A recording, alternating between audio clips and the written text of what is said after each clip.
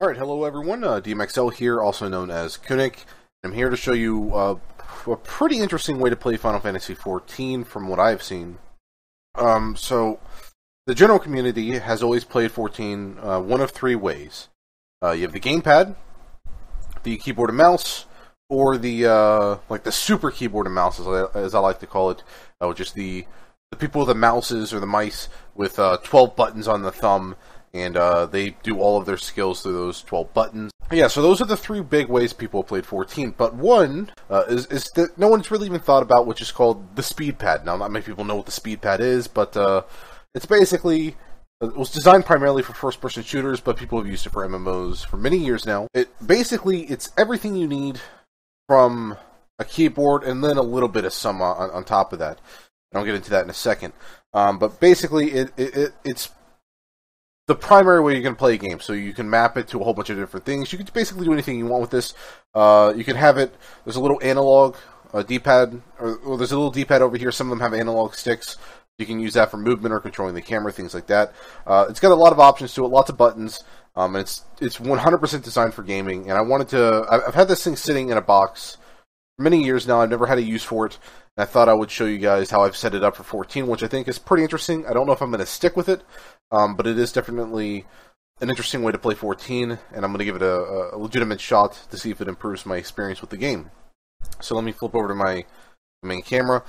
Alright, so here's the gamepad, or Speedpad as they call it. This is a Belkin N52TE. This is, to my knowledge, one of the very first Speedpads ever made, or at least one of the very first popular ones. If you were to search Speedpad, this would be like the first result on Google Images. They no longer produce it, which is probably pretty good. It's very old. This is from like 2007.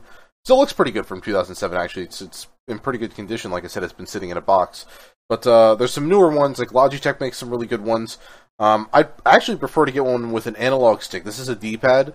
I'd really prefer an analog stick. If only because I would love to use that for character movement, and then have all these buttons for your spells and skills and things like that. But the way I have it set up here works just fine for me. So how do I have it set up? Well, let me flip it around real fast.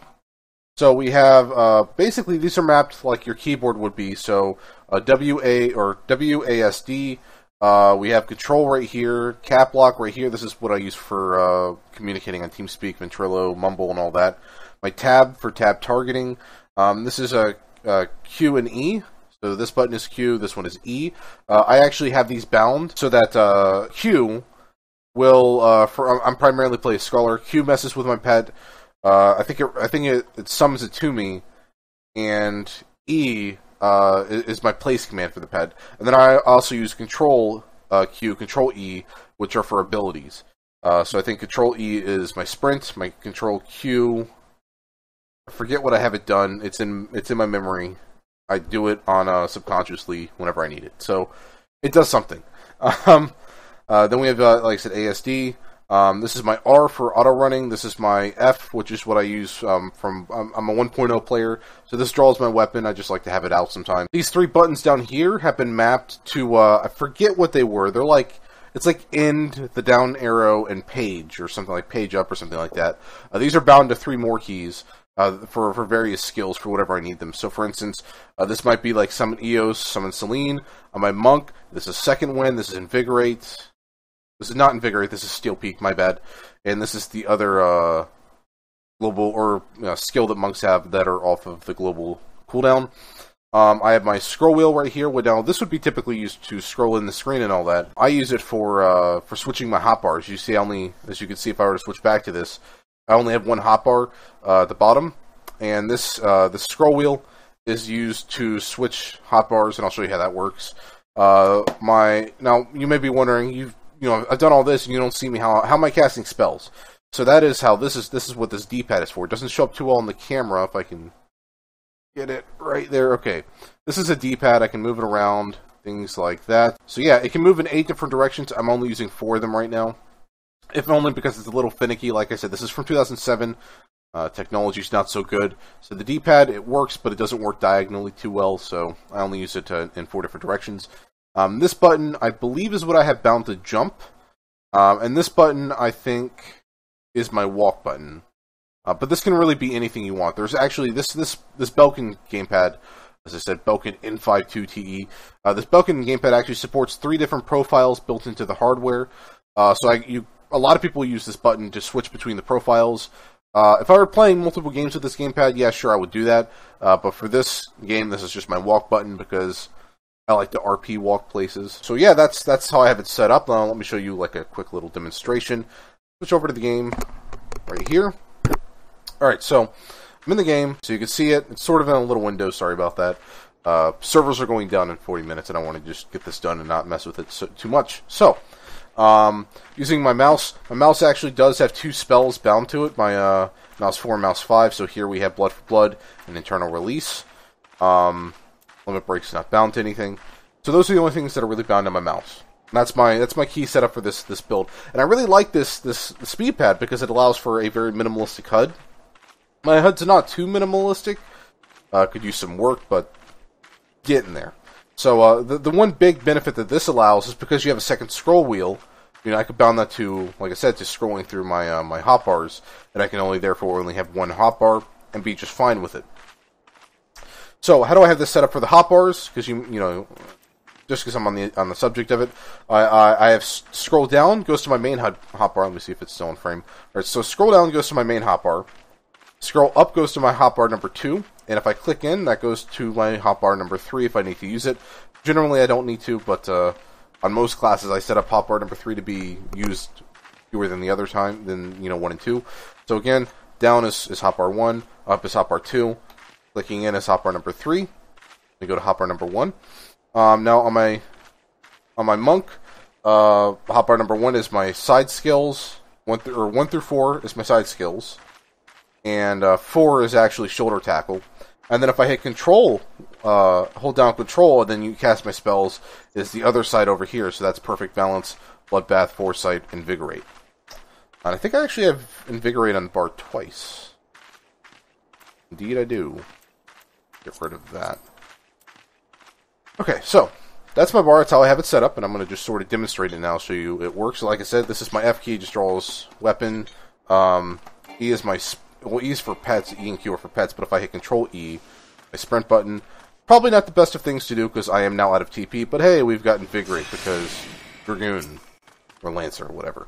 So, here is a Snow Wolf. Let us just shoulder tackle over to it, and still getting used to the buttons. I might mess it up a little bit, like I'm still wanting to hit the buttons, the 1 through 4 keys, but I gotta use this little D-pad. So here we go, we're just going through our skills normally. I'm killing this thing really fast. Let's flick and start doing some back skills, right?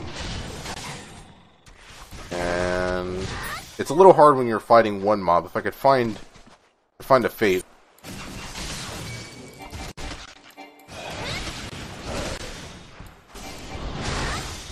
No, not really.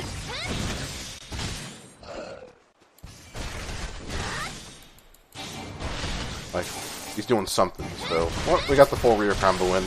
Pretty easy to switch between them.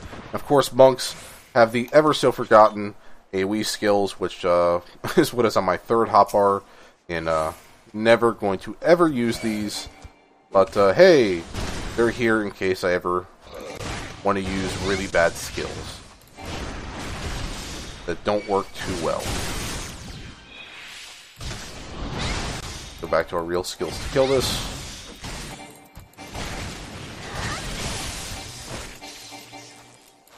He paralyzed me. Whatever will I do? Alright. It works. It's an interesting way of playing nonetheless. I'm not used to switching between hotbars to cast spells. Of course, it was the only way to really play in 1.0, and I did play it in 1.0 and got used to it there. But I've sort of unlearned that, and I need to get back into that if I want to use this. It is interesting. Like I said, using the D-pad to cast skills is very interesting. The really nice thing about something like this, it actually does support macros, like full-on macros. So if I wanted to get super, super fancy with EOS and all that, I could maybe bind this to do like an embrace and a physique, one after the other, really fast, faster than the game would actually allow me to do it, those sorts of things. If I really, really, really wanted to. And of course, it supports multiple profiles, so then I could then, tap this switch profile to my Scholar one, then I could tap it again, switch to my Monk one, those sorts of things. But the biggest issue that I have with playing this method is learning the D-pad to cast spells. Very, very confusing, which is why I recommend, if you think this is an interesting way to play the game and you maybe want to get into it, because it is pretty much a one-hand sort of thing, minus the using a mouse to pan around the camera, though there is ways to do that with this. But there are game pads or speed pads made by Logitech that have full-on analog sticks here, so you could use this for movement. Imagine using this for moving, and all of these buttons would be your spells to cast. I think that'd be really cool to play around with. Unfortunately, this D-pad doesn't work so well in that regard, so it doesn't. I tried it; it didn't really work out so well. So I'm not doing it here, but you could very well do that if you really, really wanted to. So it's a relatively long video, but it is an interesting way to play the game, and I wanted to just sort of inform the 14 community as a whole on this pretty unique way of playing Final Fantasy XIV: A Realm Reborn. My name is DMXL. Thank you for watching.